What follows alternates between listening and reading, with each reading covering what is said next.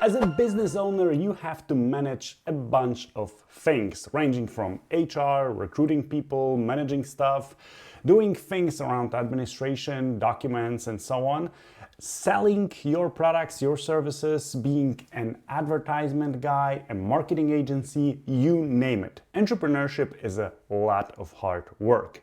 But what to do in order to simplify one of the areas that I've mentioned? What can you do in order to increase your numbers, grow your business like crazy, and make more money than ever? In today's video, I'm going to share with you my recipe for success in sales. Let me just start by telling you that the things that I will share today are based on my 10 years of experience in B2B sales, also on experiences of my colleagues and friends that are entrepreneurs in various industries, and on my personal experience in optimizing various sales processes in multiple organizations throughout the world. I'm going to be sharing 6 sales parameters that you should measure in order to have more grasp on your sales machine, be able to optimize it, and make more money. So the first parameter is sales cycle length. This parameter will show you the amount of time needed from the moment of the first interaction with a potential customer or a lead until the moment that you will sign a contract. Why is this so important? A lot of people are not measuring this, so they do not know what is the amount of time needed to actually close the deal in their business. And most of the times people are being too optimistic about that. If you have data and you know, for example, that your average sales cycle takes around 60 days, you can then analyze, think about ways to optimize it, and try to cut it down and shorten it in order to close deals faster and make more money within the same amount of time. The second parameter that you should be measuring is the conversion rate. So how many of leads that you are getting are becoming your opportunities, meaning the actual deals that you are fighting to win, and how many of these opportunities that you are already working on with your sales team or by yourself are actually going to get closed successfully and become your customers.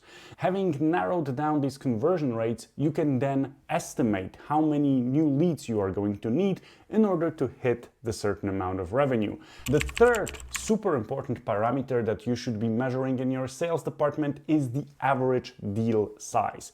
It is actually a great addition to the previous one. If you know your average deal size or average deal value, then you can estimate how many new deals, how many new potential customers you are going to need in order to hit the certain amount of revenue.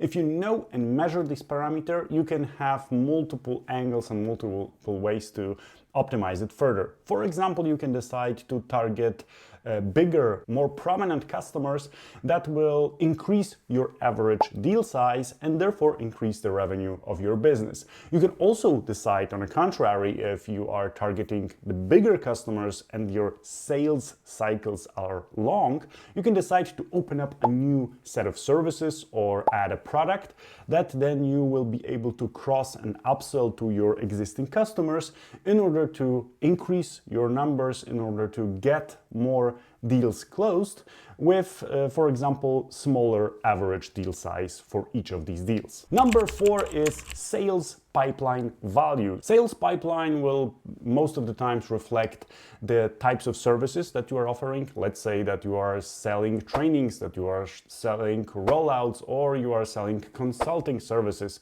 So these are the 3 different pipelines that your business would be operating in. And if you know the average size of your sales pipeline and you will add to that the average sales cycle, you have an excellent metrics that will tell you how your business will grow in the upcoming weeks, months, and years.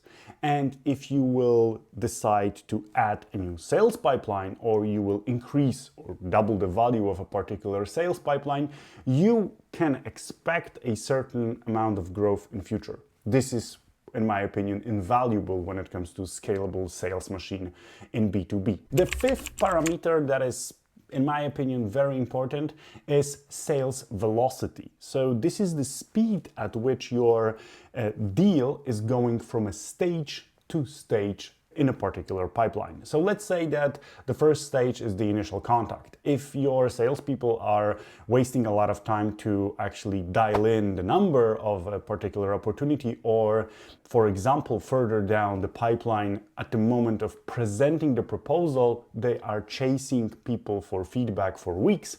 These are potential areas that you can optimize in order to shorten your sales cycle and at the same time speed up the velocity at which your deal is traveling through different stages of the pipeline. The last parameter is, of course, the win rate, which is the most important of them all, or I think equally important as the previous ones.